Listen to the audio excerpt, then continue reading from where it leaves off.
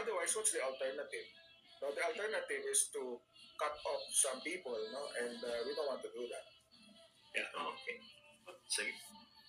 Sige. May final si Kaloy. Sige, go. No, I agree completely with Epe on that one. I think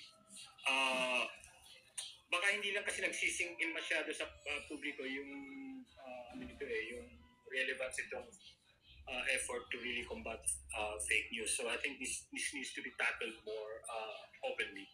Kasi like dapat din ikayatin natin yung mga consumers lalo na sa social media na pag may nakita silang fake news, take the extra step of reporting that. Kasi pag hindi mo nire-report yan, may iiwan yan dyan.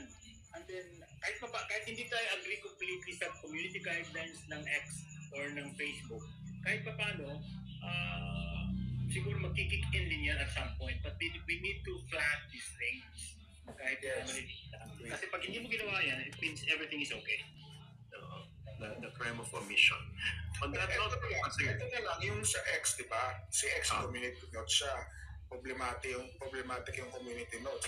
Dapat yung mga gobyernong ang mag-impose ng regulation kung ano ba ang acceptable standard for content moderation. Hindi pwedeng completely user generated yung hindi pwede. Dahil paano kung pasukin din niya ng mga fake news, di ba? Yung community notes. Kaya questionable yan. Okay. Sige. Guys, maraming salamat for joining us tonight. Siksik yung usapan natin despite our limited time. Kaloy and Ipe, maraming salamat sa ulitin. May utang akong kape kay Kaloy. We have to meet at some point.